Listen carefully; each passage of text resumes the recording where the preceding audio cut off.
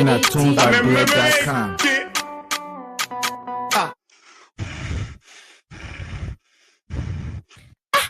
Papi, why you coming from your breathing like that? My daughter. Hey, my daughter, yeah. The old people can say that curiosity kill the cow. What your own problem again? Papi, I really don't have problem. But the way you breathing, sir, it's like you're running somewhere. My daughter? Ha, yaka. If I give you the little G's, you yourself will be running to the same place I'm running. So you just hold it there. Papi, Papi, play on me now, lay on me. You know I your daughter too now. My daughter, guess what? I had to run away from Wego. Ha, yaka. Tuesday and Thursday, they got one show in town they call it Logan's Hour. Man, that boy can talk the thing that are happening in Indiana. Even when you steal, even you doing wrong thing, the boy will talk it. You doing the right thing, the boy will praise you. For real, Papi? No, that kind of thing. 1 hour time, yeah. My daughter, I'm telling you, let me tell you now. Logan's Hour come on every Tuesday and Thursday, 6 o'clock p.m. And when you want to watch Logan Hour, you gotta be on time, or else you watch the show after the show. But guess what? What, Papi? So, just go to Facebook and subscribe to Logan Hour. You go to YouTube, you subscribe to Logan Hour. Anytime Logan Hour coming on, you will get notification. That the notification made me running at the door, my daughter, because I won't be laying back in my living room, man, and get ready to call on that show. Papi, thank you so much for the information. But see Tommy walking, coming it out. I don't know if I he looking at too. Oh, Tommy! Tommy! Oh, what's that? What you calling my name for? What you calling my name for? Take your time and you get. I'm watching my Looking Hour. Don't got distract me, yo. Wait now. If you ain't got what to do right now, we're already enjoying ourselves. You better get involved with the fries, girl. Tommy! So today, Papi was telling me that something? I want to look for Looking Hour, yeah. Papi, thank you. Thank you for telling me about Looking Hour. My daughter? Ha, now either don't say I'll tell you. Bye.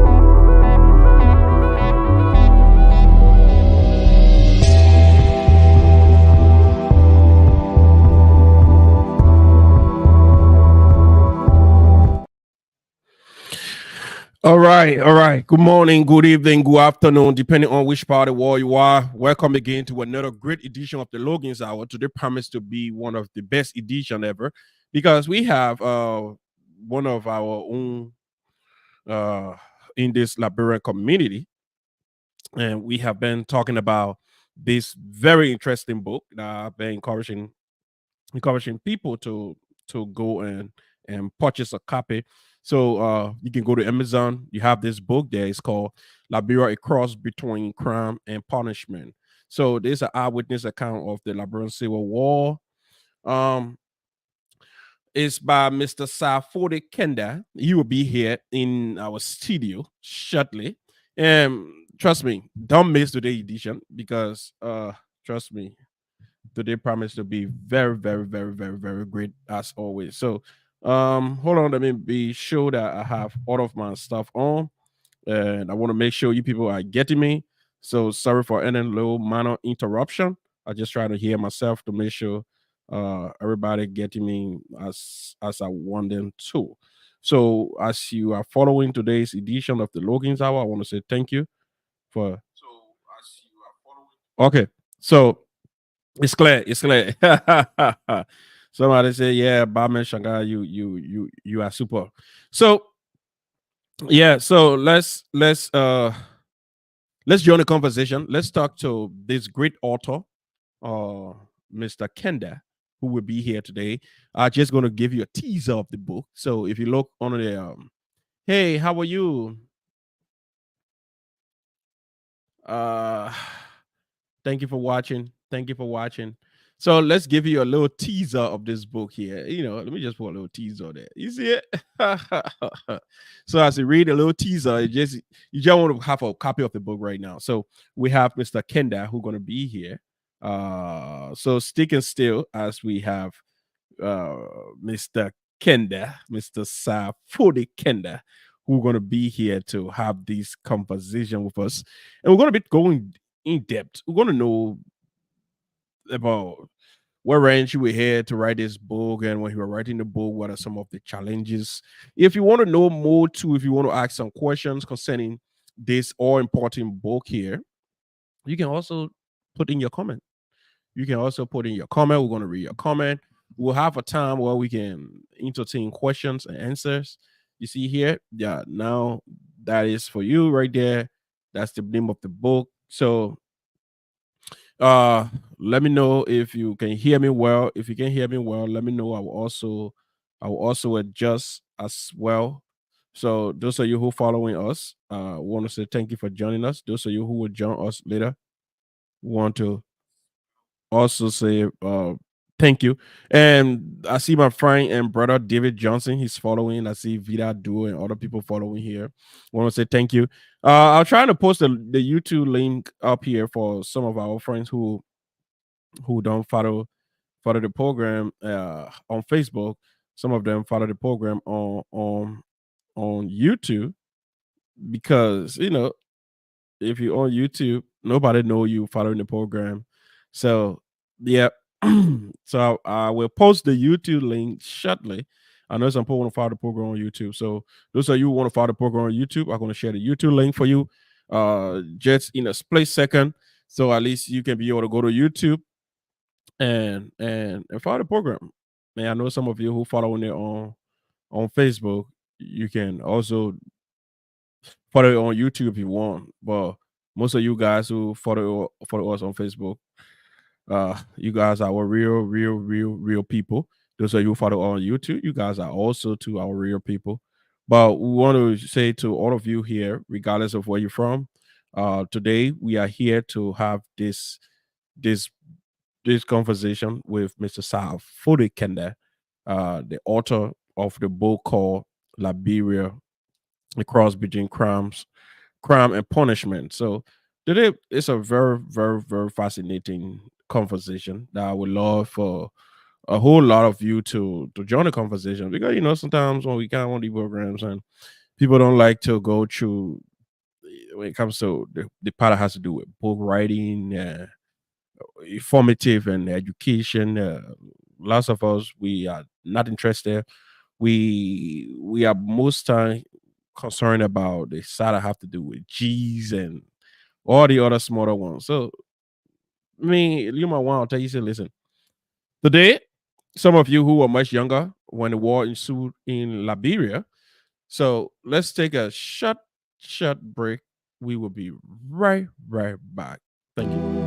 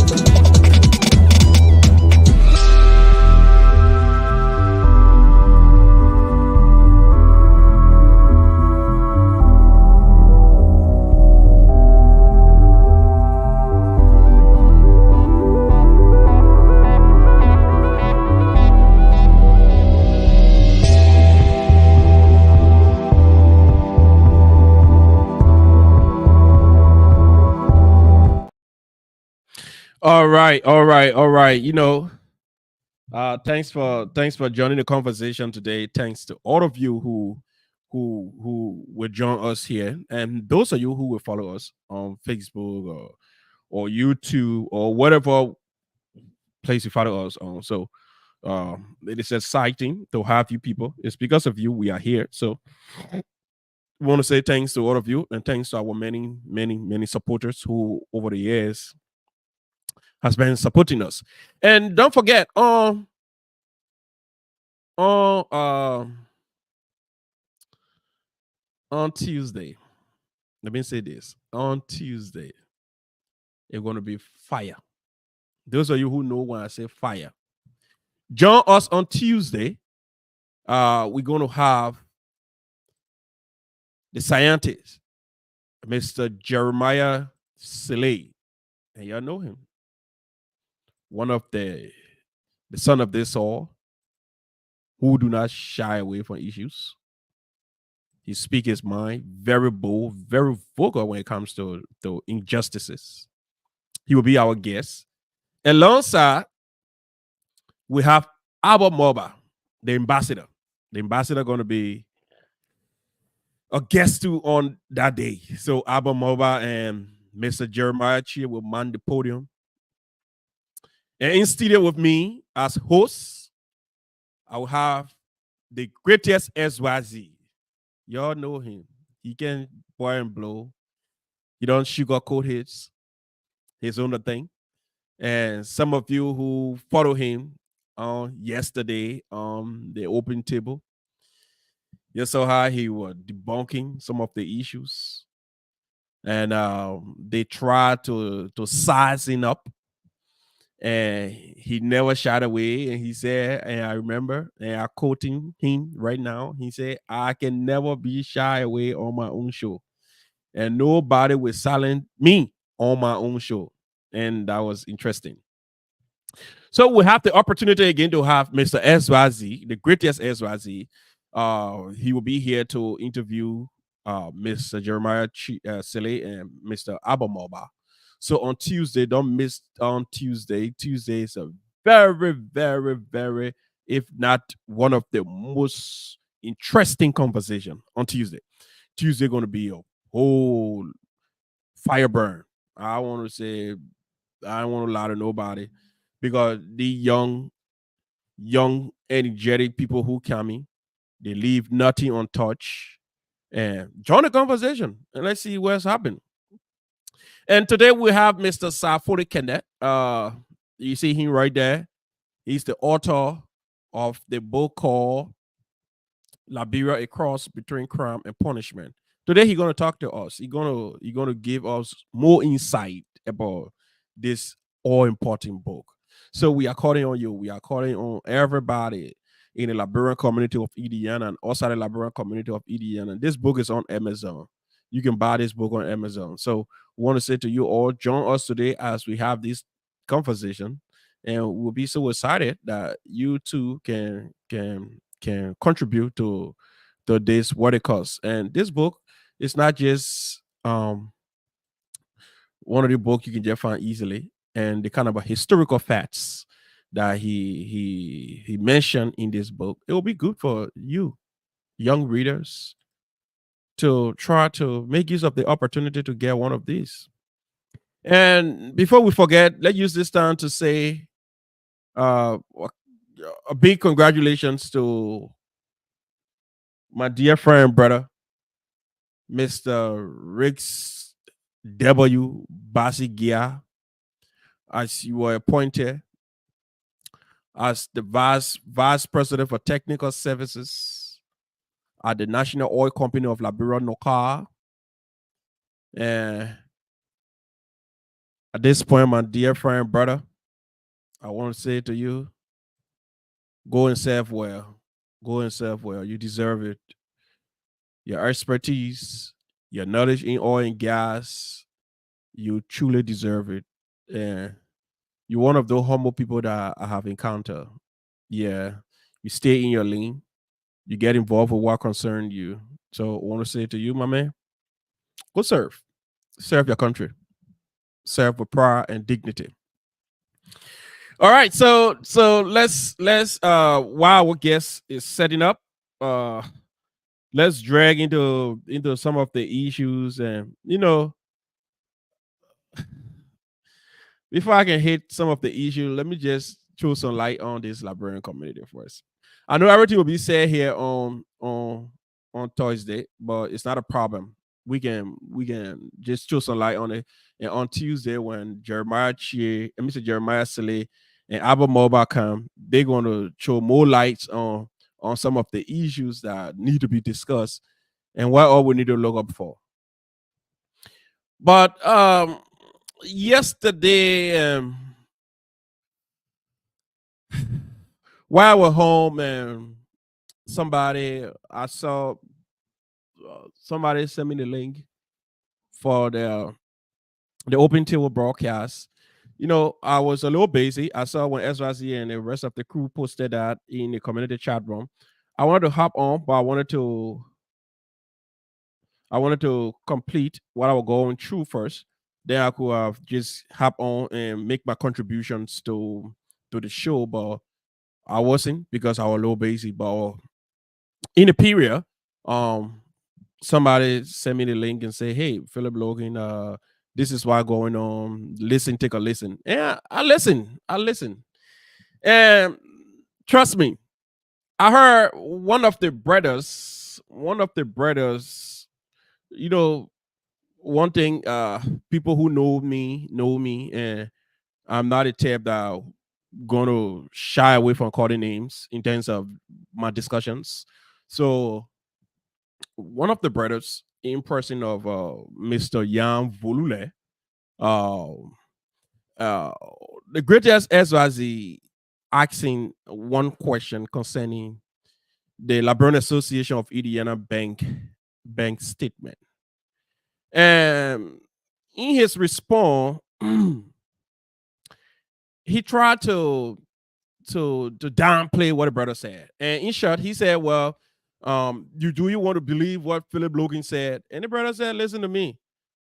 What Philip Logan showed, it was screenshot, Huntington, Liberian Association on there, the amount on there, the beginning balance on there, the ending balance on there. So what are you trying to prove? So you're trying to say that Philip Logan went and manufactured that document?" The brother had to beat all around the bush and go here and go there and said everything he had to say. At the end of the day, he jumped on their normal thing they always do in this community. When you speak about the issues, then it feels that you are hateful. The other little brother was talking about impotent hatred. He kept mentioning that impotent hatred. That was the discussion. Sometimes when you have these little boys don't know the issues, all they do is sway away from the discussions. They don't get involved with the issues that need to be discussed, but they jump into trivialities to divert your attention to something different. And while in all honesty, that the reality stays as is. This is the thing, right? I have my guest. He's fully seated. But when my guest leaves the studio, we will go through this thing.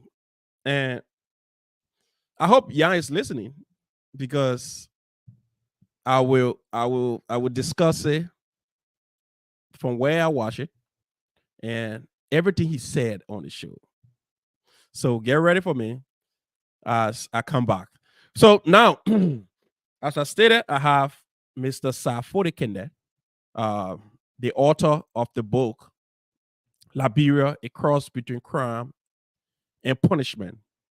So we have Mr. Kanda, who is in studio currently. He will be here discussing. So we're going to go through this book. We're going to ask him. He's not going to listen. If you're thinking that he can explain everything in his book here, you made a mistake. So the easier way to get what the writer wrote about is to go to Amazon. Any book on Amazon, if you go on Amazon, it's very, very reasonable. It's very reasonable. They have it in two versions. You can have it in the Kindle version, where you can just read it on your tablet, on your laptop, or whatever thing you want to read it on, or you can purchase the paper version. Then you can keep it in your house forever and ever. So today, those of you who were young, I don't know what happened in Liberia. This is an eyewitness account. Liberia, a cross between crime and punishment. I'm encouraging all of you young people, all of you who will watch the show later on, because I know most time when these shows going on, we don't find lots of people who watching immediately while the show is going on. But after the show, we find too many people who come up later on to watch the show. So those of you who will watch the show later on, Mr. Kanda going to drive you through so many things. He's going to tell you about what prompted him to write this book and things that you need to know.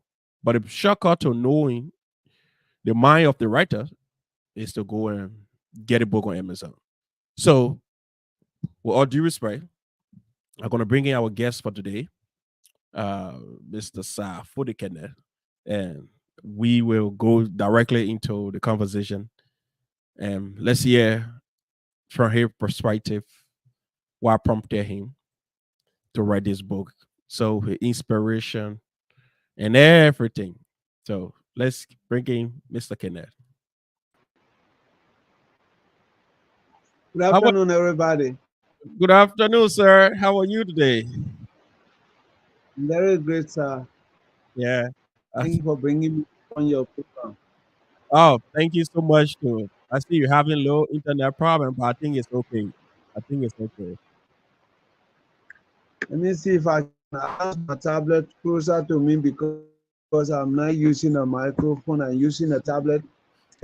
Oh, Using a computer. okay. But can you hear me? Can you hear me now? Yes, I'm hearing you. Can you hear me? Yeah, I can hear you clearly. All right. So Yeah. I think. All right. Yeah, it's not a problem. I can hear you now. So we can manage this one. Trust me. We can manage it. Yep. So welcome again today. Welcome to the Logan's Hour, Mr. Kanda. Kanda. Thank you. It's been a while since I was on your show. I think 2 or 3 years ago. Yes. That's true. That's true. It's been a while. It's been a little while now. But I'm happy you are here again. And thanks again for your recent book. Thank you. Thank you so much. So I know your internet is having little problems. So let's just go into the conversation right away.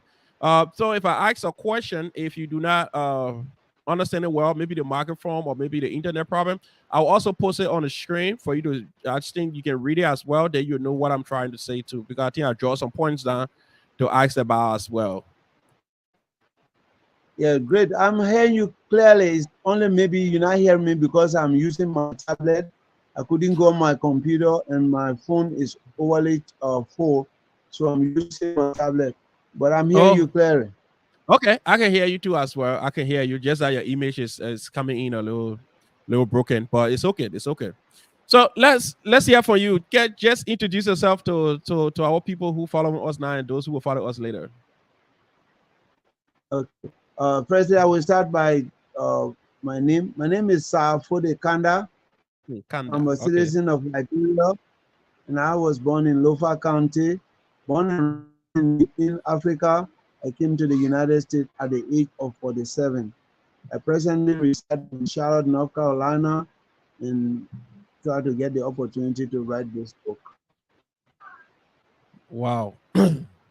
Thank you so much for putting Liberia on the map again, because some of the written accounts it was by Professor Joseph C. Guanu and all the people who wrote about Liberia. And one other book from what his name, Otello Coleman Jr. That is the book called The Agony and the Glory. Those are books that highlight the events in Liberia that happened. But this one, we are privileged enough to have you now to give us an eyewitness account as to what happened when you were in Liberia, what you witnessed, and you were able to translate that into a book that's going to be read by our children to come. So we want to use this time to say we are proud of you, and thank you so much for putting that into writing as well. Thank you so much for the compliments. This is what I have expected us to do as Liberians, get away from politics and get into reality.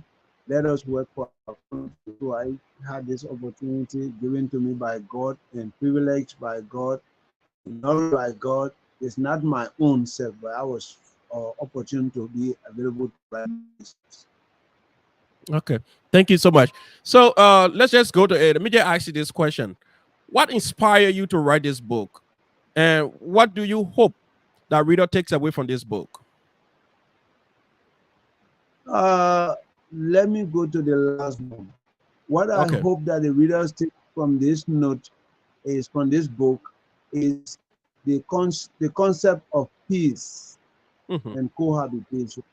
Because if you look at what transpired into our country from 1988 to be specific, up to now, it has been just politics and divisive approach to national development.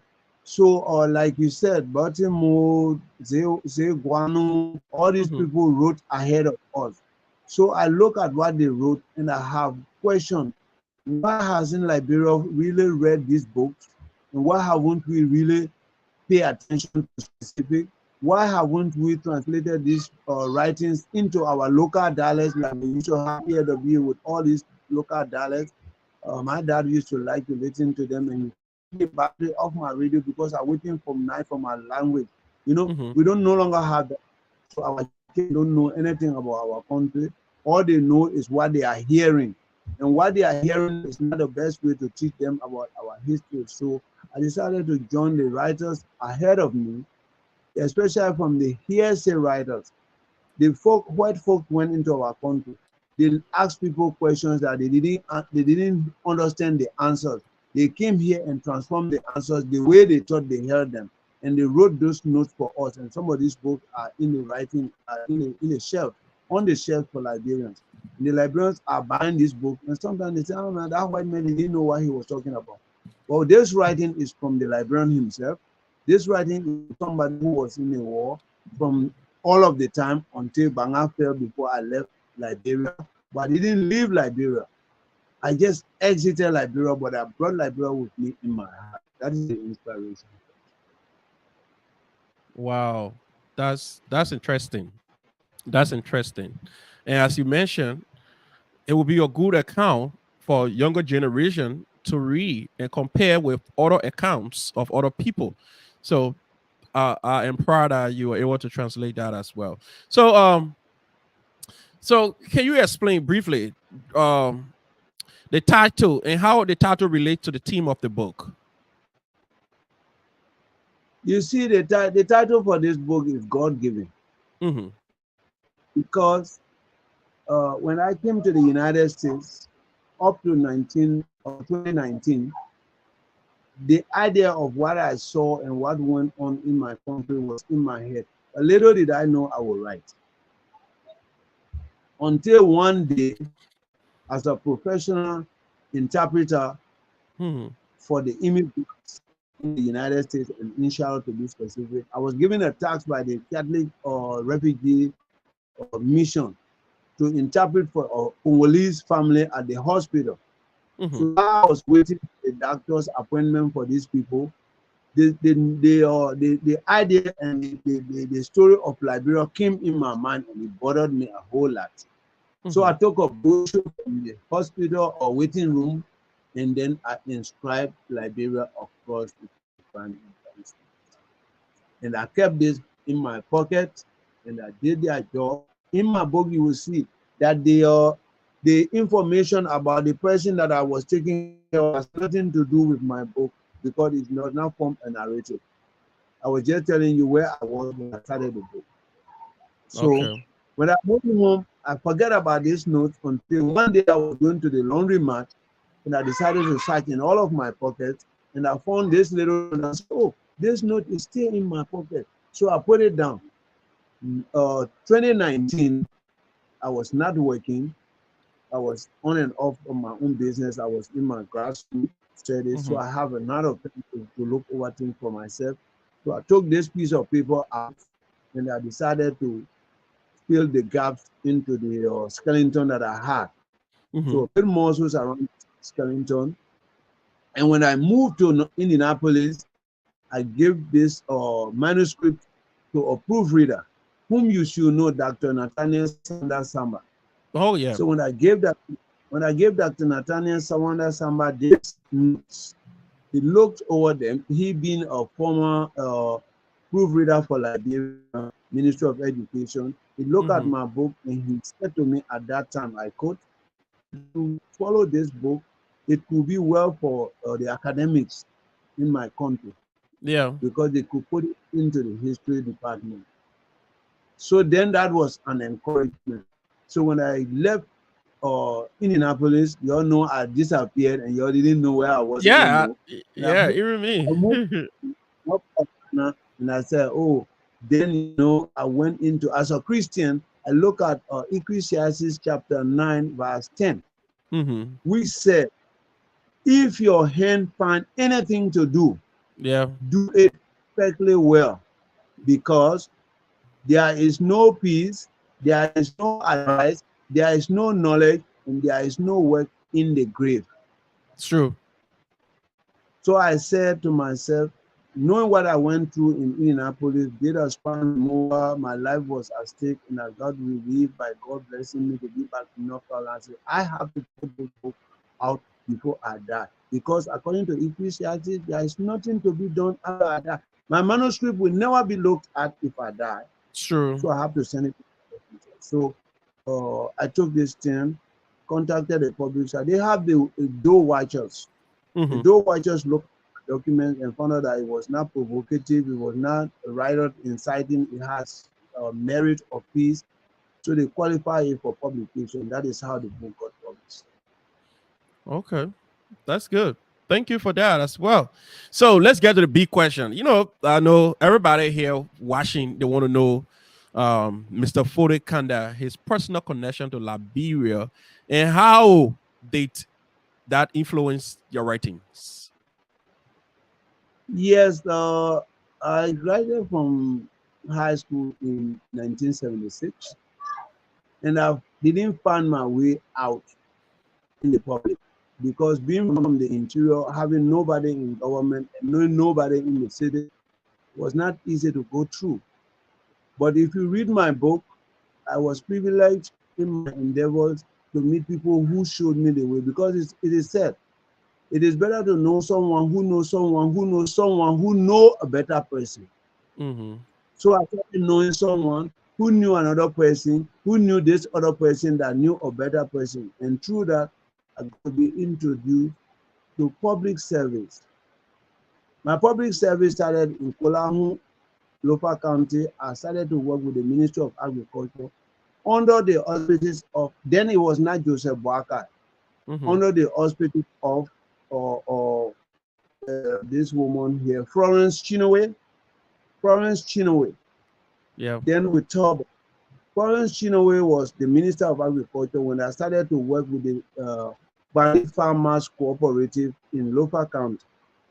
But maybe my humility moved me to Banjama, and Banjama moved me to Banga, and I stayed in Banga throughout in the Ministry of Agriculture under cooperatives. Then Joseph Boakai came and met us. I was already working in a cooperative when he became Minister of Agriculture. So knowing what our country needed and knowing how we could help and how we were willing to help, when this 1989 stuff came and destroyed everything starting from 1980, I decided that we have to go back and encourage our people. We are blessed we came out here. We don't lack anything that our people lack in the country, but we shouldn't forget that when in Corinthians, I think it is said in Corinthians that when you go to the land that the God promised you and you drink from the well that you didn't dig, and you eat the olive that you didn't plant, and you sleep in houses that you didn't build, don't forget to bless, to thank the God, your God, the Lord your God that gave you the access to it. Yep. So when I came in the United States, I didn't forget that I'm a Liberian. I'm not going to forget that I'm a BC man. I'm not going to forget that I'm from Lofa County. So even when I wrote a project, I have my project which is not online, which nobody is going to find yet until I make it up like this book. It is called the Kisibendo Development Initiative. If you saw my lesson in Indianapolis, you will see Kibendi. KIBENDI. It means Kisibendo Development Initiative. I have that development package for Liberia, but it's for the DC people because of the 1884 Berlin Conference distribution of people without respect. So that's the next program that is coming up for me. So these are the motivations I have. This is the reason I said, okay, now I have to join other people to tell our story, especially for what happened tremendously from 1989 to 2003. If it were not devastating for anybody as a Liberian, then I have to question your nationality. I have to question your patriotism to Liberia. 1989 to 2003 was devastating. It made our country useless. It made our country a no-go place. It made our country, in one of my chapters, I said about it, when they said Liberia was the most dangerous places on earth. If you listen to BBC at that time, and if you read my book, in one chapter it's mentioned there because I made a direct quotation from the journalist.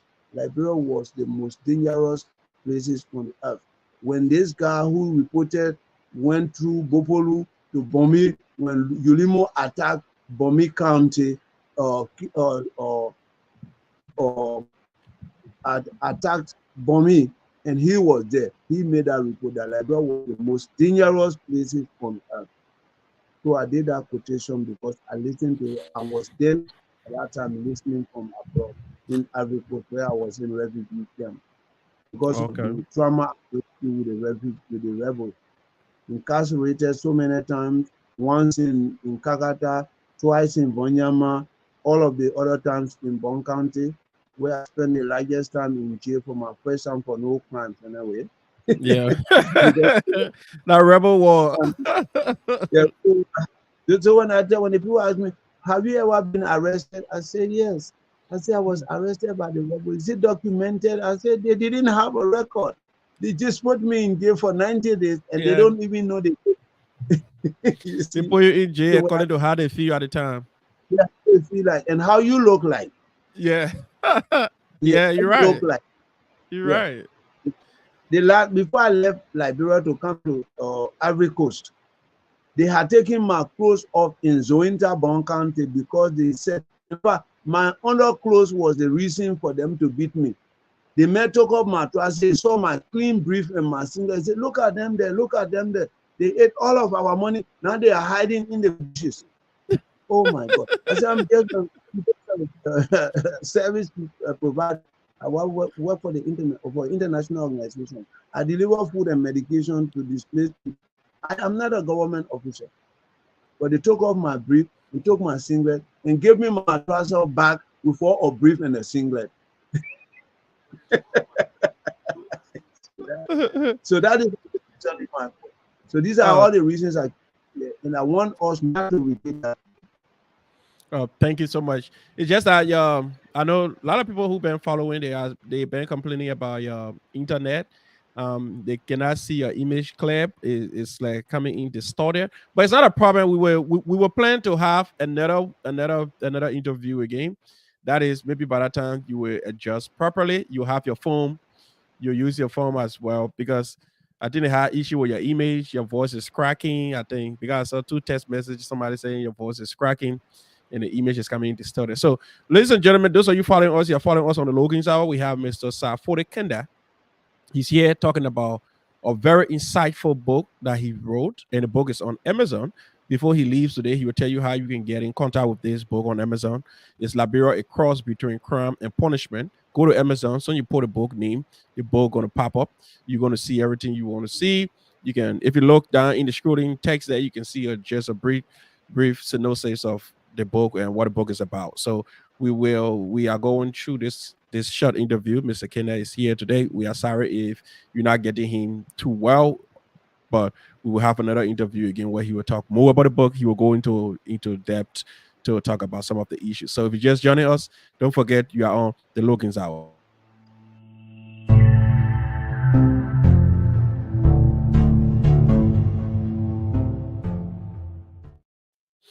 All right. Yeah, you are okay. Yeah, okay. I can see you. I can see you. Just that some people were like they couldn't see you properly. That's why. All right. So let me go back into some of the questions here that Jordan put today. So I know this one. Let me put it on the screen there. So how does the book explore the intersection of crime and punishment, and what insight do you offer? Okay, specifically when I got the course between crime and punishment, I was looking at the punitive approach to heinous crimes in my country. Okay. I mentioned disappearances of people under ritualistic killing. Then I went to the massive looting and corruption in government.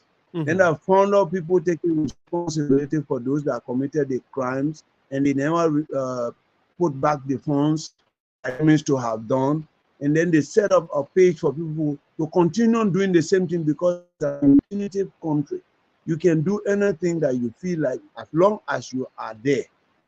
If you are not there, because I look at the what Liberian make a difference between rogue and an embezzler.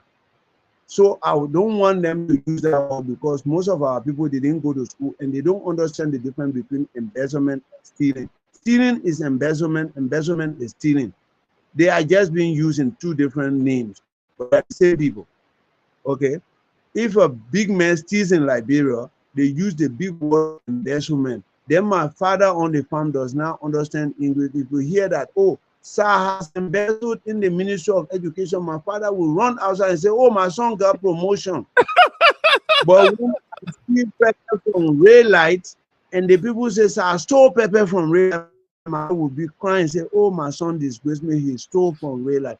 But the same man who embezzled the Ministry of Finance is a thief like the man who stole a people's bunch of pepper from rail light. There shouldn't be no decoration of this name. It's just like dressing a monkey in a costume. It will still be a monkey. In costume. Yeah, even if you dress a monkey in a costume, be a monkey.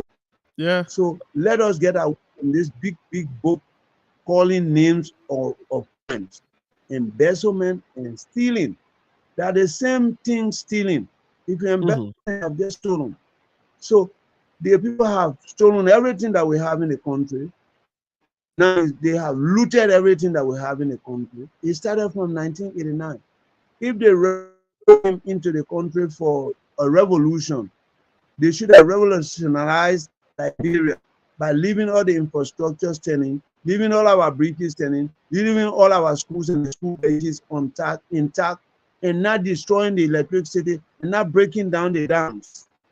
But they came and broke down the water supply, broke down the electricity supply, broke down the schools, went into universities, and burned down everything that we had there. And they called that one was a revolution. That was a crime. So what cross does these people cross over that they cannot be punished? That is my question. And that is why I want Liberians to buy this book. Read it and tell me, okay, yes, that was a general. He was in Bangabon County. He's the one responsible for the breaking down of Beaufort High School. He went to Cottington and burned down the school building. But now today, he's a minister of government because the people say, yeah, he came to revolutionize Liberia. He fought and helped us doing what? To destroy the country or to develop the country. That is the concept into this book. I want people to genuinely read this book, whether you were there and affected or not. Think about this country and think if we can go back there and make this country a place for us to live. Or can we say this one to go away and another person will come up tomorrow from Vanyama and say he's going to stage a war, send the first people riding high sky and nobody is saying nothing to them, then I can do the same thing. That is the question in my book. I want us not to do it again. Please, if you have the time, if you honor the purpose of this interview, go and buy this book. You may not even need this book or want this book, but you will need it because there's a difference between want and need. And need, Something basically need, we don't go for them. Those things that we don't need are the ones we are running for. If the white man that was in the relief program in Liberia during the war had written this book had finished on stage. They will go and buy, say, oh, that whoever man was there working with the UN, and he the one wrote the book. They will run on it. But this is a Liberian man who stayed in the place, got arrested in Kakata, got arrested in Vonyama. I will show you instances, they are in the book. I got arrested in Banga because the man said I was a Maningo driver. In Nimba County, he know me. I got arrested, taken to police station, and at the point of going to be killed in St. Augustine, right by the police station there by St. Augustine, there where they were dumping the bodies. So they were about to go kill me. I had no clothes on. They have taken my clothes off me. And the man who was doing the interview at the time said, let me use the restroom. Mm-hmm. I am going to put this message in so that we can respect our culture and tradition in Liberia. It's true.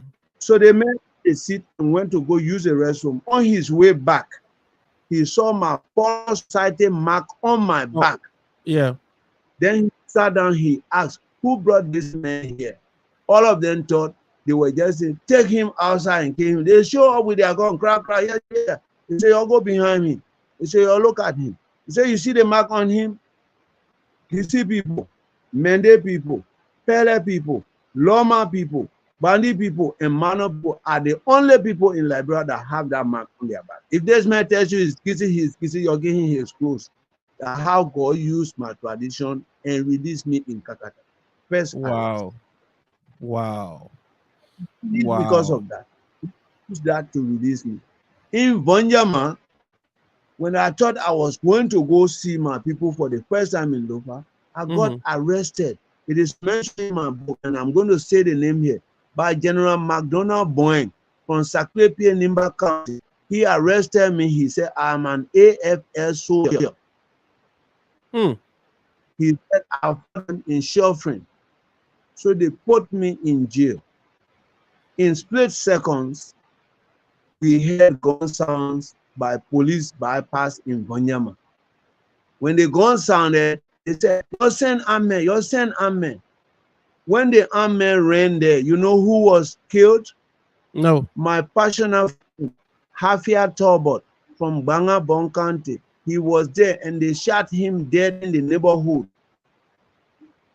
Hafia Talbot was killed that day. I was arrested. So they brought the man, the killer, and said, put him in that jail, put him in that jail, threw him in the same cell I was in. The man was crying like I was praying. And in split seconds, they said, bring that man outside. So the question was, the AFL man, and the person who answered that question said, yes, I was going to be the one they were going to execute. But the man said, no, the man who killed the man. Then they brought the man outside, right behind the bypass police. He killed the man. So I slept there, saying the tell Sam the whole night, and I was around the portion that said, even though I walk through the valley of the shadow of death, I fear no death. I read the 23rd Psalm on the next morning. I got relief by God's grace. So this is my inspiration. This is why this book needs to go out. Let us look at the lightness of head and the cruelty of mind that we executed the war in Liberia, so not to repeat it. It was cruel. We didn't think. We took the action, and this action is broken. This is where our country is right now. Wow. Thank you so much, Mr. Kenneth. Thank you so much. Yeah. This is something where I can say, when you said death miss you, it's not something so simple that anybody can just say so easily.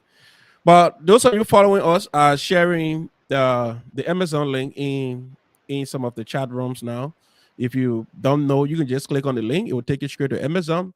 The Kindle version of it is $9.99, and the paperback version is $29.99. And this book have just 249 pages, so you can read it in 2 days if you want to.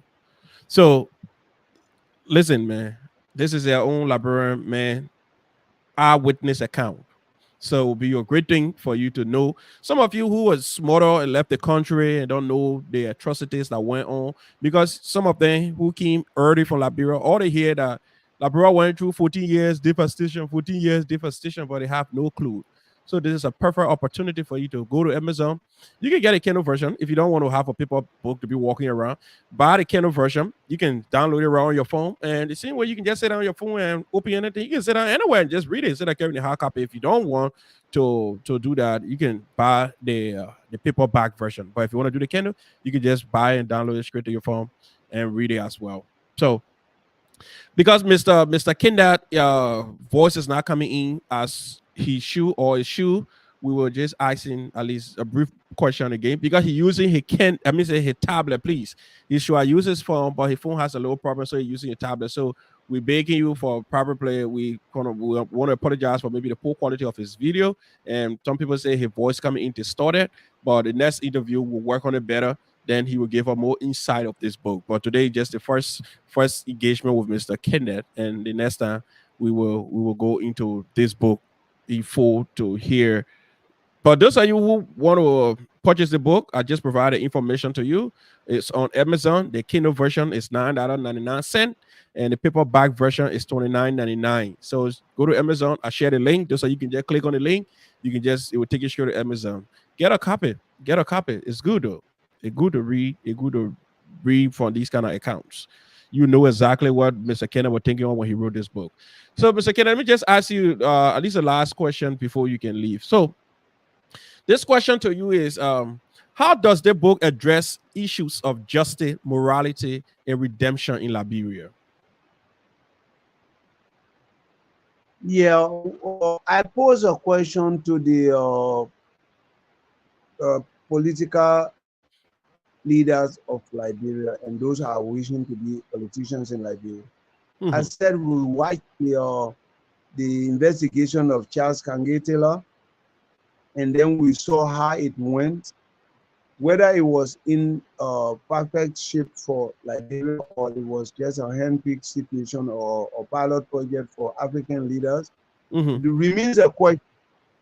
But the best person to decide what to do when they read this book is the person who was really affected by this war. Sure. The person who was really affected by this war should read this book and put a voice behind those of us who are trying to tell this story. Whether we are telling the actual story or not, it's left with those that are going to read this book. For instance, if I mention that in Vanyama, when I was arrested, Hafia Tobos were killed that day, Anthony Mangunagbe's girlfriend's friend, because Anthony Mangunagbe said that this boy was loving girlfriend, so he sent a security. Anytime you see him, kill him, and he killed him. So if anybody know that, you say, oh yeah, that writer is true. That thing happened in Vanyama right here. So we have to come up with these authentic stories to encourage our people so that the mistakes of the past cannot determine our future. We should stop. And I said in this thing, for those lawmakers, especially for this incoming war crime court, I hope the judges can read my book. I hope the decision makers can read my book. I hope everybody in the community can read my book and put their fingers up and say, hey, the same way we can riot for gasoline prices, we can riot for rice prices, we can riot for commodities on the market, let's riot for our rights and our lives.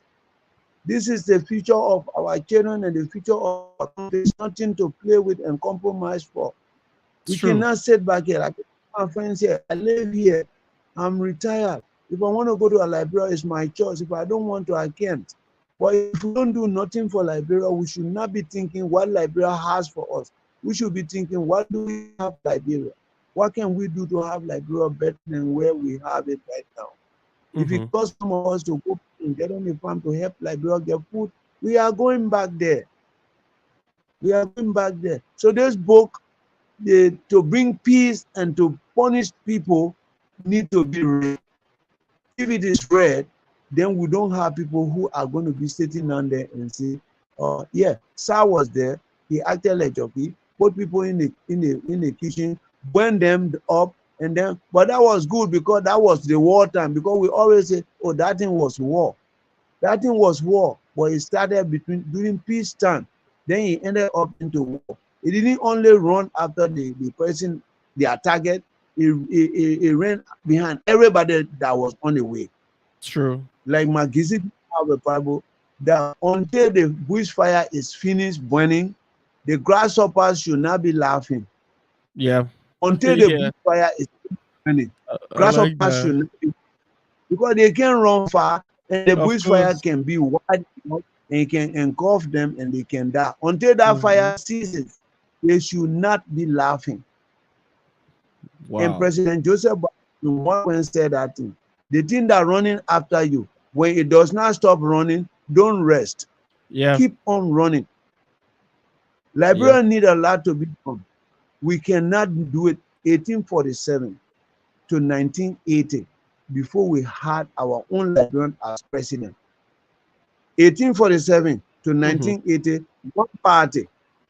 Yeah. And The nobody true. has got to go down there and ask, why did they have only one party from 1847 to 1980 when the coup took place? Nobody cares. But we worry about from Samuel Doe to Charles Taylor, and from Charles Taylor to Ellen Johnson, from Ellen Johnson to George Weah, from George Weah now Joseph Walker. Joseph Walker, for instance, I am not a politician, I'm an advocate. That is what I told them one time in Washington, D.C. And Ellen said to me, oh, an advocate is a dominant politician. He's just asleep. Or when he wakes up, he wakes up. So an advocate is a politician, but only that he's not active. Yeah, he's not active. So when we sit back Mm-hmm. and have what we're supposed to deliver to our country for peace, and we don't, like I mentioned in the book over there, it is easy to blame Charles Taylor. It's true. But it is also very, very obvious and evident that all of us are a part and parcel for the war, and we conducted it, and we killed the people. It's true. Charles Taylor didn't go to the people up in the houses. It was somebody else who walked there and did it. So, but we sit down there and blame Charles Taylor. Yeah, he didn't want brother water too. But did he go to any village and to Kata camp in Firestone and kill the people? Did he go to Lutheran church and kill the people? Did he come to Nimba and take the 70 children and bring them to Banga and put them in the well and we call it mind your mouth? And then they call it Manyama. You see, these are all instances that I mentioned in that book because I was working with the Liberian National Record. I was in that they sent to Ganta to go relieve the 70 children that were there adopted. And we went there, we couldn't find nobody. We fell in an ambush in Baila. General Martina Johnson told me personally that God bless you. We saw we were in Ganta before getting to Pen in an ambush. When we passed to go to these children in Ganta, we never saw them. Later, before we heard that, Charles Julu brought them to Banga and dumped them in a well. So you see all of these atrocities that went over there. We saw them, we knew. But we didn't have the right to take a pen and paper. No notes were allowed. No photos were taken. That is why in my book, all the pictures you see in chapter 10, I said, hold them to the internet because I wrote the book after the war. And even if I were writing during the war, they didn't allow me to take a picture. So the credit for those pictures are all others. They are not mine. The writing is mine. The credit for the photos are people. You see? So I hope that we can buy this book. I hope we can understand the book. I'm open to questions. My phone number is there. My email obviously will be there for people who will want to know about this book. And I can let them. We can talk one-on-one. And this book is my first writing. I'm encouraging everybody to read it. There are better people ahead of me, more educated people ahead of me. I want them to read the book and let them write me, send me corrections in certain pages. What I did there was not right. Maybe the English was not good or the presentation was bad, so that my next book, which is coming soon, will be better written. Thank you so much for that, Mr. Kanda. So, those of you following us, if you don't know, you are on the Logan's Hour, and we just getting his perspective. What motivated him to write this book? The book is on Amazon, as he stated. You can go to Amazon to purchase this book because the more you purchase, the more you motivate him to do another writing. Because he just stated today, this book he talking about right now, this Liberia cross between crime and punishment is his first writing. There's an eyewitness account, and he talks about all of the atrocities he went through, all of the punishment he did it in our Liberian paradigm. We can say saw death twice, and God able to spare his life. So it will be a good thing to read this book because he's not quoting other people. He's talking about what he witnessed. So it's an awesome thing to have him here today as one of those who witnessed the Liberian War, and he was able to reduce it into writing. So, Mr. Kenda, as to everything you witnessed, let me ask you the last question before you leave. What would be your position on the War and Economic Crime Code after explaining all of these that you went through? Genuinely, I think I will use a physics theory. For every action, there is equal an and opposite reaction. So if you went 10 miles from your house, you have to walk back 10 miles before you get home. If you decide to procrastinate, decide to go around the ring, you will just be adding mileage on the distance, but you will still have to come back home. So for whosoever, wheresoever, whatsoever we did, because we are all components of that war.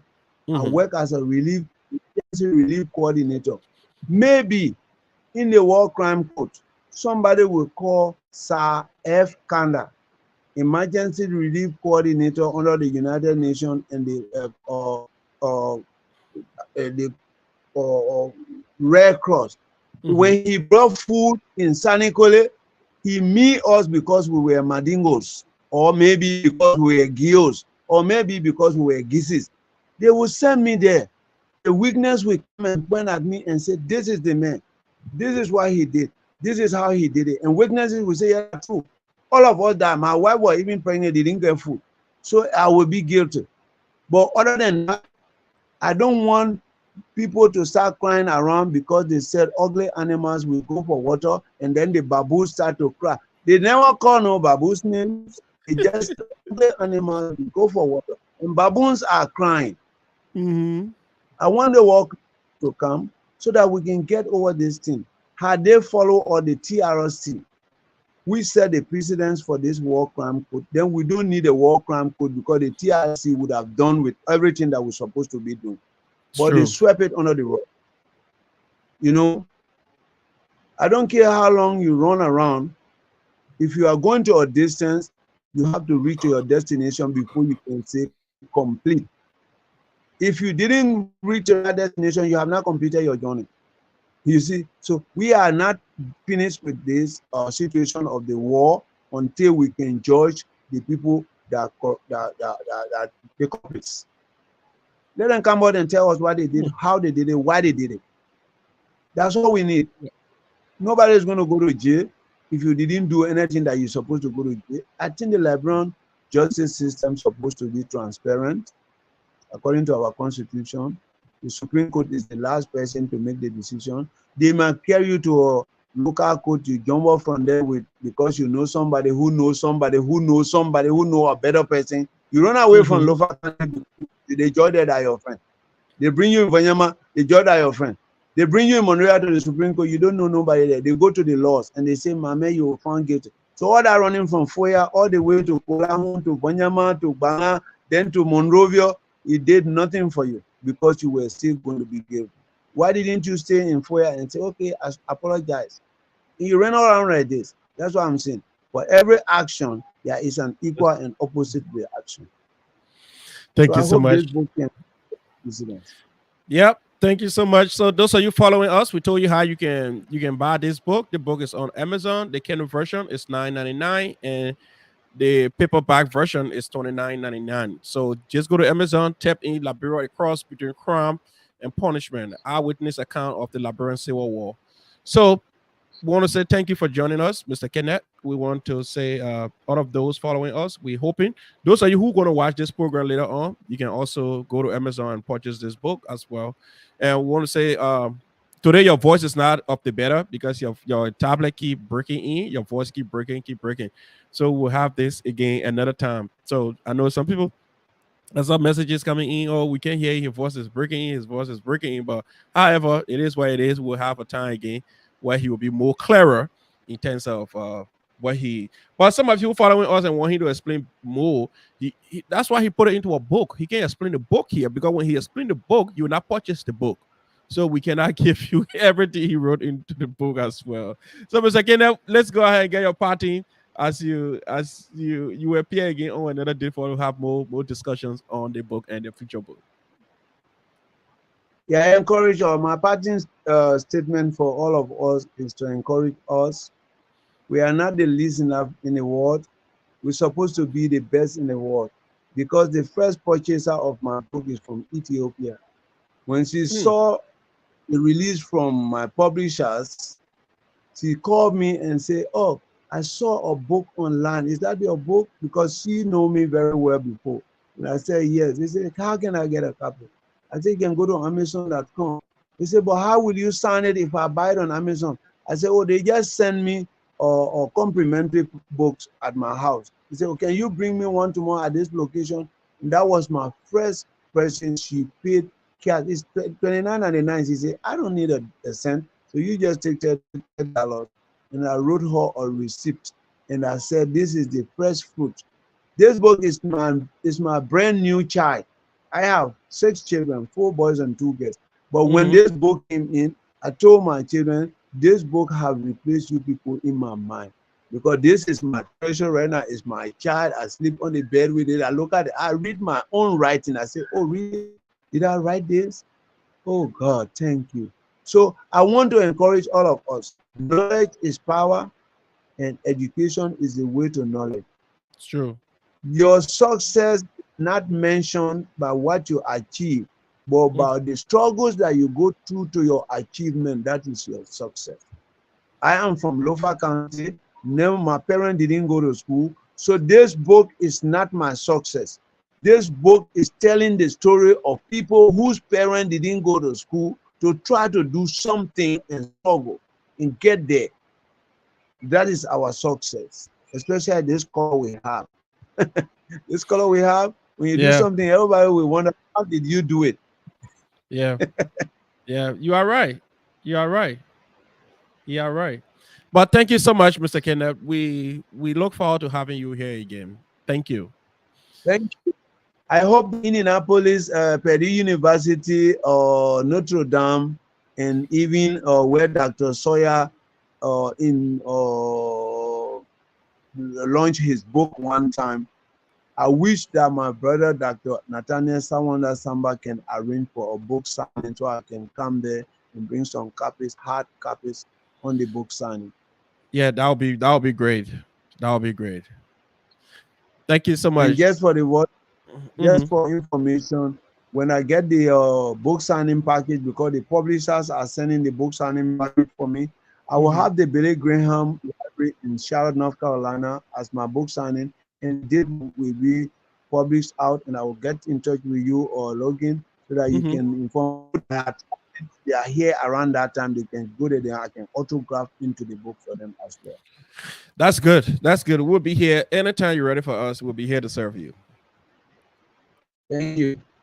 And my regards to all people in Indianapolis, Indiana. I was in Africa, in North Carolina. This is Africa. To be frank, 2022, I left here. We have not seen snow. Since 2022, we have not snow in North Carolina. Not in Charlotte. Yeah. Probably we're expecting it. Probably it was slow. It was snow next year because of global warming. Yeah, no, it will not snow. I say it will flood because if it is global warming, then it's going to be snow, going to be melting and coming to us.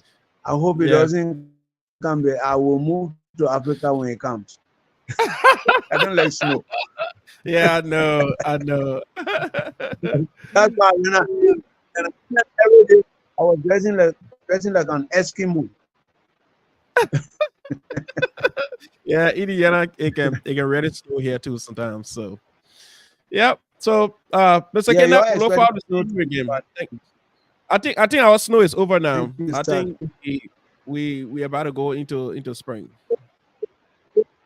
But the weather forecast, tomorrow it will snow. They said Monday on the 18th it will snow In in Indiana? Indianapolis. Oh wow. Yeah. Tomorrow I will have snow.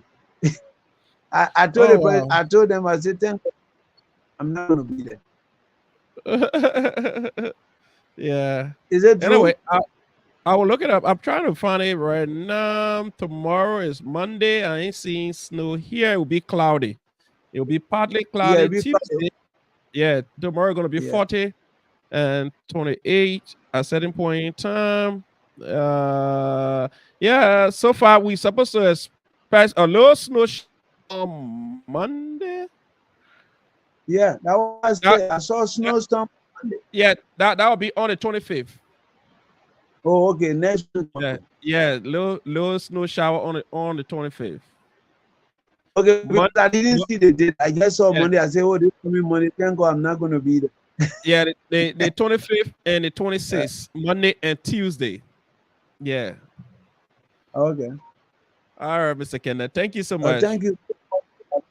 Thank you so much, Brother Logan, and keep up this work. You know, a big beginning starts small. Yeah, yeah, that's it. Every journey start with the first step. Yeah, every Yeah, journey starts with the first. Thank you so much for keeping the fire under our feet, so that we can be able to deliver. thank you. Because if I never saw what happened, I would not have been able to write it. I was Mhm. just going to be a rumor mongers. I was going to be somebody who was going to accept anything for fact, and I like to change. That is why I spend a lot of money to go back and forth, because when I saw what I saw, I came out. I decided to write. I decided to go back and authenticate my messages, ask questions, and follow Yeah. ups. The 3 or 4 follow ups before they open up. Oh, wow. Yeah, Yeah. but you did excellently. Trust me. I ordered a copy, but they say it's a pre-order, so I'm supposed to receive that hopefully by the 8th. Let me see here on April 8th, something like that. Yeah, Yeah. Yeah, because because they said it it was hasn't in been. production. Yes, because when you order, they say it hasn't been released. Yeah, Yeah. yeah. So They gave hopefully, me they gave me the complimentary 10 copies. Like you see okay, in my chest, I hold and sleep with. I read the forward, I read the dedication, I read the acknowledgement yesterday. I said, "Oh wow." So I wrote all of this. I remember all these things. Some names there are real. These are names of people, especially the girl that helped me when I was in 90 days imprisonment in Banga, hmm County. Came out, I tried to help her in school. She graduated from LU. Yeah. She was carrying water for me and food for me on a daily basis for 90 days. wow, Yeah. wow, That was the last big chunk of detention by the rebels. 90 good days, 3 months. And the United Nations have to get involved. Even this lady, her name is mentioned in my book, Ophelia Setuma, who had the Ophelia Travel Agency yeah, in like normal time. She was then the Red Cross president for Liberian National Red Cross. They all got involved to get me released from the rebels in Banga. The city mayor came, Ophelia mhm, then came, the United Nations was present, the ICRC was there. Then, of course, the police director, Mr. Flowers, sent his yeah, wife, late Nancy Flowers. Everybody, all of these of my colleagues and my friends that they knew me working with the non-profit came to help oh, me get trouble. So this book is a really serious book of my life, and it touched me. So I decided to put it out there for people to know what some of us went through. yeah, Had it been in the United States, we can go and file in for compensation for trauma. We It's were true. traumatized. The people kill people in our presence. The first thing they killed in my presence was in Kakata Frog Island. They cut the woman's throat and the blood was oozing up. Sorry, I have to say this, Yeah. unfortunately. But then the boy who was cutting the woman to say, oh, long time I have not drank human blood. Oh, I almost pee on myself, Logan. I had Wow. myself to see you kill a human being. Frog Island, 1990. Ask anybody. They got this lady married to Ogbandi woman, Ogbandi man. The lady Pele woman married to Ogbandi man, and because the Maningo people were renting their house and the blind boy was in their house when Kata was attacked, these people ran away and left this boy. So this Pele woman told the boy to go in the attic and hide there. So whenever she cooked, she would feed the boy. So somebody spotted this woman feeding the boy and went and told the rebel that the woman was Madingo people. Oh. And they came to this boy. And then they arrested this woman. And they brought the woman to our house to Frog Island. There where they killed this woman in front of us. They made all of us to get out of our houses to see how they can treat enemy. They said, this is how we treat enemies. And they cut this woman's throat and they left the body there. We have to take dirt and pile it on the body so it can smell in our house. So this is the kind of story we live with and we left the country with. Angry and frustrated. These are in the country that turned into cannibalism and animist behavior. Wow. So this is a long story. If we off the line now, people are not listening to us again. I'm just telling you, brother. Yeah. I got some people in your town over there. I don't want to call them here. They look into my face and they say, oh, we know the papi. Yeah, that your house where the RPG went. Are you kidding me? So that means you the one launch the RPG. Because if you know me and you know what when my house in Banga, then that you launch it. Yeah. If you talk to having Mbakila, who is the president association, he will tell you who said that thing. He will call the name. I'm not going to call the name here today. He will call that. He will tell you who to. The person is right there with us in Indianapolis. He looked at me to my brother's party. One of my brothers, my brother was having some party. Nathaniel Samba was having party, and he came there and he looked at me and said, "Oh, I know the papi from Banga. Oh, that the papi where got our house at Buen near Castle RPG Buen. Yeah. How did you know what Buen? How did you know?" So directly the person was involved with the war. Of course, he was. I knew him. Wow. He knew me during the war, and I knew him during the war. But for him to know now what burned my house after I have run away from Banga, when Banga fell, then he know what burned the house, meaning he knew he was with the group that burned the house. But he told me that RP when he asked me that the house where the RP went. I said, how will I know? How will I know what burned the house? They only told me in Zointa that your house is on fire. So I decided to find my way out of the country. And I walked every inch of the road from Zointa to Kanta. Every inch of the road to run away from Banga. Yeah. Where the LPC killed the people is my last stop. The day I left, the morning I left Bopaya is the evening George Segbe group there and they massacre everybody that you hear that Bopaya name. If you hear that name, that's a place I slept in less than 8 hours when they killed the people. Because I left from there by 10 o'clock that morning to go to Zointa on our farm. And then they killed that night and killed everybody that was there. Had I slept there that night, this book will not come out. Yeah. Yeah. But thank you so much for at least putting it into a book. Yeah. Yeah, we thank God. Thank you so much, Pop. Thank you, Brother Logan. All right. Thank you. Thank you.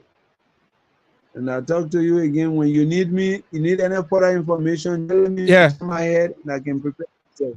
Yeah, trust me. Anything I need. By that time now, I shall have read my own book and be able to reference chapters with messages. Yeah.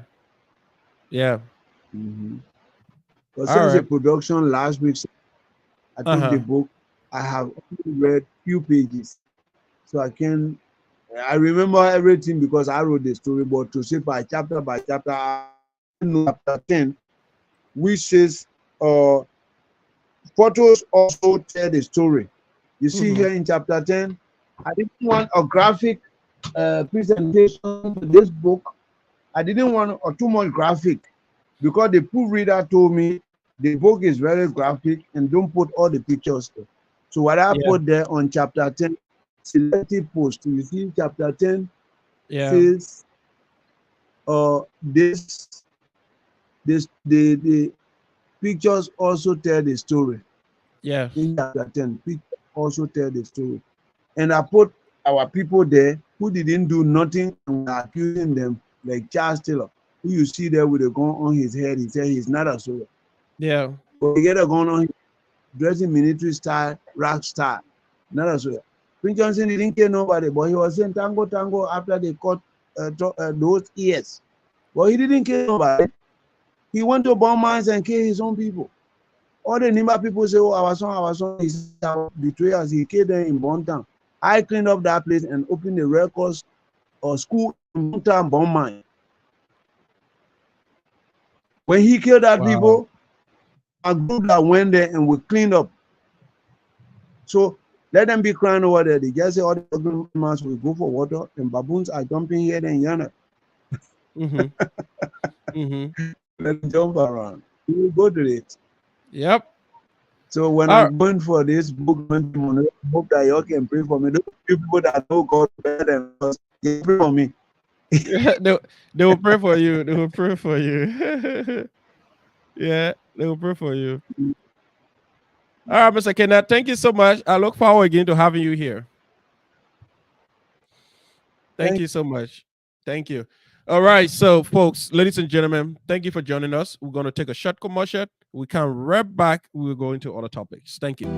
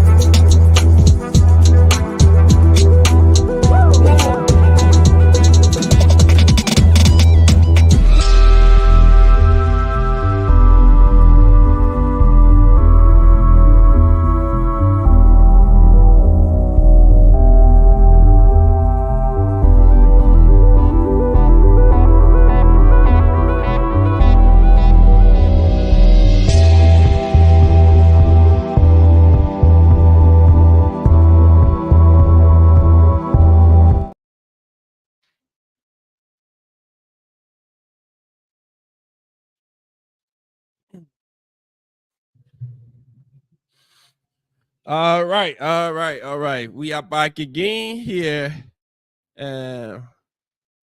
Let's be okay. All right, so let's go into other topics here. I want to say to all of you who join us and all of you who listen to Mr. Kanda, he eyewitness account comparing what happened in Liberia and how he translate those things into his book. Trust me, I was touched. I was deeply touched when I heard him talking about what he went through, the kind of pain and suffering and things that people normally don't want to talk about. And he was brave enough to have said those things. The last one he just said, I know some of you it sound a little graphic, But it is true. Those are the things that people went through in that country. And I'm asking you, please, try to get a copy of the book and read it and get his side of the story. Get to know what happened. Because I know most of you who are much younger want to work, or all you care to do is to watch the YouTube videos and say, oh, 14 here, 14 here, 14 here. But get his bit and pieces as he discussed areas that he went through and how he arrived to a certain point and how he was able to even come to the United States. So it will be a good thing to get his account. So I want to say thank you. Those of you who watched Mr. Kanda explain brief about his book. And we are so grateful that you were able to watch it. So we want to say the book is right there. It's on Amazon. So go and get it. So all right, let's talk something, just a brief of other topics. Then we can take our essay, because today's Sunday. I know on Sunday a lot of people here they want to be up here and be running our mouth, but you know what happened? On Tuesday, it's gonna be fire. It's gonna be so fiery. On Tuesday, we're gonna have the scientists, the young scientist, Jeremiah Saleh. And we're gonna have the young ambassador, Abba Maba. Then we have the greatest John Z. Akwe. He will be one of the hosts for this conversation. John Z. Akwe will be the host, and you know, when you know John Z. Akwe, you know his signature, opintable. That's the medical John Z. Akwe. He myself will host these two young leaders of our community, Abba Moba and Jeremiah Saleh. It's gonna be a real good conversation, and I'm asking all of you to tune in. And I know some of you, a whole lot of you turn in later on. A whole lot of you watch the show later on, which of course, yeah, that's good. We appreciate you people coming on later on and watch the show. But when the show is going on, if you have any doubt, if you have any question, you see, I was trying to say something about this show that I watched yesterday. Yesterday was Saturday, right? Yeah. Yesterday I watched a show about my dear brothers, and SYZ was the moderator, and he was called by Joseph Saleh Jr. and Jan Volule. And when the question were being played around, and I heard young people, I'm gonna say this, I don't lie to nobody.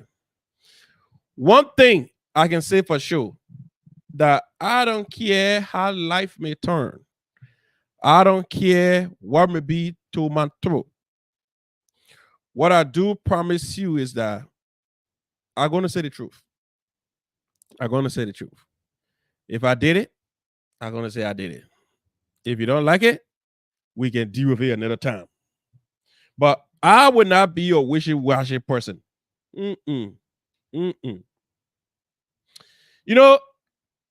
My friend Jan Volule, I wanted to talk about him when Mr. Kanda came in, and so I host that for later on. I listened to Jan Volule yesterday, and I was surprised.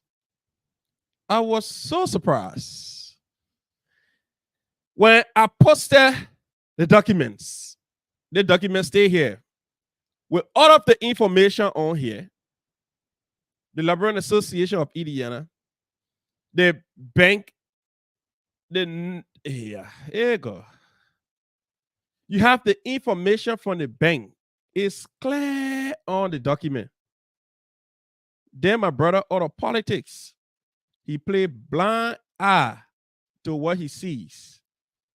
And at the end of the day, I heard, I'm not saying for anybody, I heard Mr. Volule saying to John Z. Akwe, do you believe what Mr. Logan posted? Did you verify? What only thing the man supposed to verify? The Liberian Association bank account is 4350. And January 1 to January 31st, they have $51,449.36. When they coming to March 4th, 2024, they get $48,789.86. Then my brother Yan Folule said, John C. Akwe, if John C. Akwe believe it, John C. Akwe said, yes, I believe it. I saw it. Then, after my brother said that, what happened next?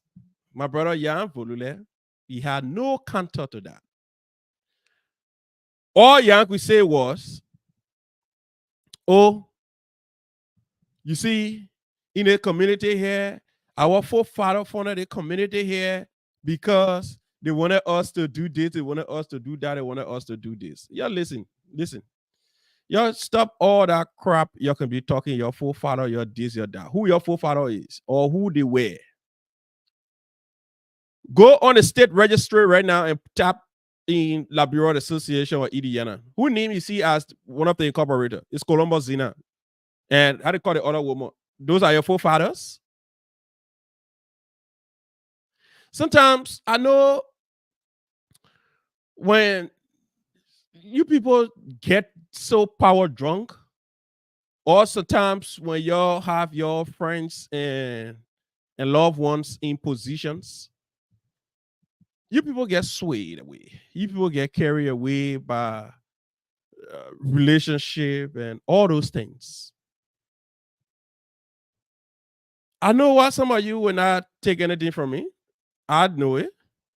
Because God have blessed me to the point where since I moved here, I have tried to debunk all of your lies. For far too long, you people have lied to the people of this community. You people have paraded with wrong and misleading information. And God just make it in a way where when I came here, I said, you know what, the first thing I would do, I would try my best to unveil some of these lies. And since I started doing it, some of you don't like me, but do I care? I really don't. You don't have to like me either. But if you looking in the eyes of people or looking in the eyes of Liberians living in here and deliberately lie, then that becomes something to me. You see, I'm not a pastor. I'm not a biblical czar. But the Bible talks about telling truth. Truth telling is very much important. When you go in the book of Galatians 4 verses 16, the Bible says, so have I believed, so have I become your enemy by telling the truth? That's a question. And that question going to all of you who think that I am your enemy by telling the truth. I am not.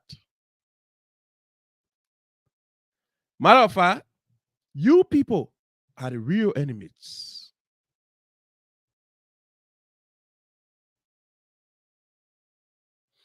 Because I speak the truth, you do not believe me. John 8:45. But one thing Yan Volula need to understand, or somebody need to call Yan Volula and tell him that only one thing shall set him free. And that will be this year, John 8:32. And you will know the truth, and the truth will make you free. This is why Yan Volula needs. I understand the other little brother on the show, he was trying to be a little sarcastic. That's why he was trying to use some sarcasm, talking about, oh, you know, we'll use $60 for any account to pay the person away who will carry the money. You guys need to be ashamed of yourself. You guys need to be ashamed of yourself. And if you want to occupy this space here that we occupy to do online broadcasting, you have to do your own independent research. And though this is an online broadcasting, but it also carries the three cardinal functions of broadcasting, which is to be accurate, to be balanced, and to be credible. And I was surprised to see a young Volule. But you know what? I understand young problem. Let me say this. I understand young problem. You know, sometimes they can say when the bar is too low, then anybody else will want to just venture into into the space of leadership. That's what happening here.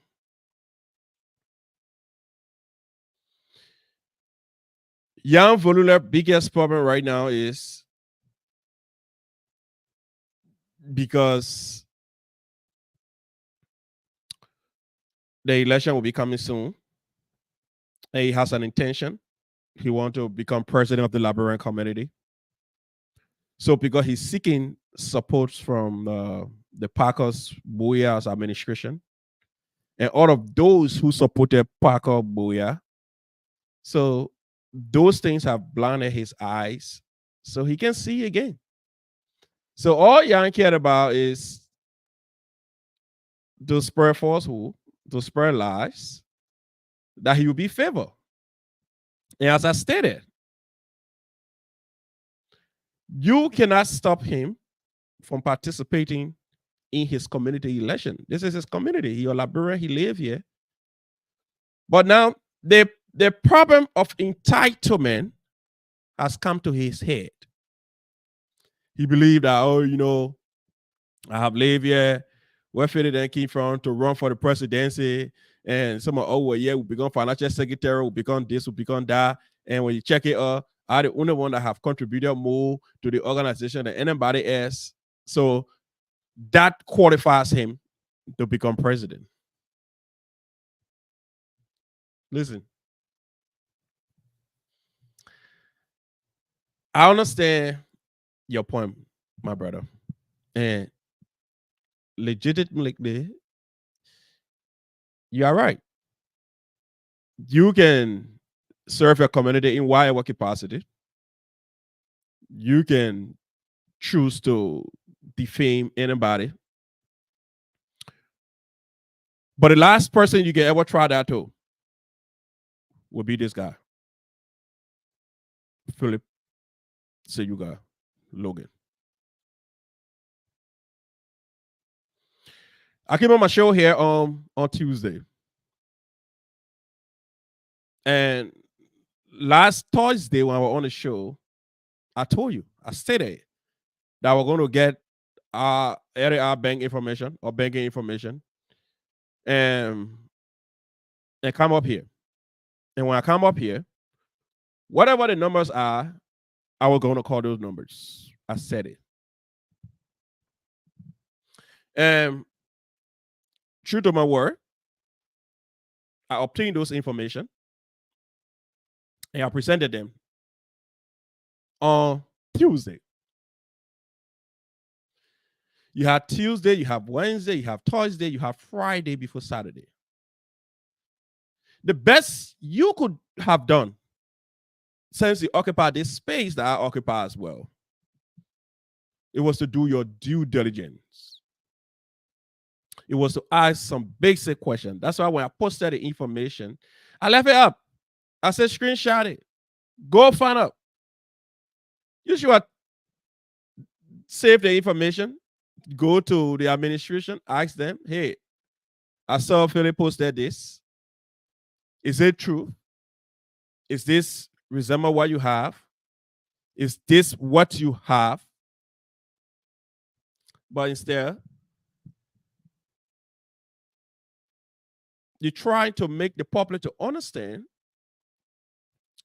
that what I posted had no iota of truth. Even to the point, your own little panelist, he said it. You say, oh, you know what? The community was bereaved, Parker was bereaved, so we couldn't have any emergency meeting. They get something called emergency spending, and that's how we took the $3,000 and we hire a Jewish lawyer. Okay, that's good. They hire a Jewish lawyer to defend them in this case. That's not the issue to me, though. My point here is, Jan Volule, you have all of the time to further authenticate this information before the show. But you know why you ignore that? Because you want to portray yourself as a community hero, as a community loud talker. And you think by talking loud will walk you to where you want. And that's how I see it. So, in the end, you had nothing to prove that what I posted was wrong. You cannot counter the argument. You cannot counter that what I mentioned in my expose was right. But all you had was to say some people hate the community, and in fact, they don't want the community to prosper, and our forefather, Y'all stop those forefather crap. Nobody here against anybody. Nobody here against any leadership. If you can open your eyes very clearly and take those specks from your eyes, you will know that those people who point at issues in the community, they are the ones who love this community. Now you bunch of sycophants bowing down to the wings and caprices of people who serve in the community. No. It's about time that you look in your friend's eyes and tell them, you didn't get a friend in a government or serving wherever, but this is a community project. This is a national government. Well, when somebody want to take money to solve problems and say, you know what, because this is happening, so we get emergency funding or emergency spending. You are right here on Tuesday when I had a show. I call everybody I could call. I called the financial secretary. I called the acting president, Mr. Richard Boya. I called my friend Jeremiah Chie. I called the secretary of the board, Evelyn Cassell. And I called the chairman of the board, Mr. Vanny Camo, to no avail. Everybody to no avail. And that was it. Surprisingly, who reached out to me? Your Secretary General, the Financial Secretary General, Fatima Famule. And what will Fatima Famule respond to me? Fatima Famule said to me in a text on WhatsApp, she said, you call. What is it? And that was her response. And I said, hello, Miss Fatima. I have been made aware of an allegation regarding LAR bank account. Beginning January 1st to January 31st, 2024, LAR had the amount of $55,449.35. I obtained LAR current bank statement dated March 4th, 2024, with the amount of $48,289.86. Can you please provide a response or comment for the difference of $3,159.49? Thank you so much for your understanding. Then I say, for your information, I have the bank statement in my possession if you want a copy of that. Fatima responded. Fatima said, okay. Then later on, Fatima also responded to me. She said, you don't have your own account yet for your organization? I don't know which own account Fatima was referring to. So I reposted what I asked her about, just for her to address my concern. And the financial secretary turned to me and said, hey, you doing your own thing, eh? And I don't understand that. Because at this point, I now have interest in all of those back and forth conversation. I just want an explanation as to what I asked for. Then the financial secretary, I told her, I said, are you going to address my concern as financial secretary? The financial secretary referred to me and she said, wait for the general meeting. Thank you. And I stopped there. I said, thank you. Your response is greatly appreciated. Then the financial secretary stopped. The financial secretary came back for me. She said, I thought you have your own financial secretary for your organization. I never respond. Then the financial secretary came back. She said, I don't know, you still considered to be a member of LDR. Then I said, I'm surprised. Anyway, thanks. The financial secretary came back. She said, I'm surprised too. I was kindly waiting for your inauguration. Then I said, okay, thank you for your response. Have a wonderful day. Then the financial secretary came back to me. She said, in the meantime, the answer lies with the person who provided you the statement. That's how your financial secretary responded to me. In a civilized environment where you have an organization, a 501c3 organization that depend wholly and solely on donations, and one of the donors is concerned as to what happened to my donation, then your financial secretary telling me I'm not part of the association, so she cannot address me as one of those people who donated to the institution. Those are the things that baffles me. Those are the things where when I talk about sometimes there's some people who don't know, they say, oh, you see, when he talking, he just want to give us hard time, and he angry and he this and he that. Sometimes I know sometimes some of when we speak, we are passionate about what we say. So some of you take it different. Like, yeah, what I just talked about here. Y'all have all the time to go and find out about what I posted. But y'all choose to come and lie. And the Bible says the truth shall set you free. You shall know the truth. So when I come here and say, oh, you see, yeah, the other day I said it during the election, I said, yeah, it's a pathological liar. I know y'all running to be president, which of course is obvious that's his community. He can serve his community. Well, be honest. Because you will lead these people, you have to lead them with honesty. Tomorrow, when I ask you about any money, and you deeply know that they should have communicated this, and now you say that it's cool with you because those are your friends. So you will see nothing wrong with it.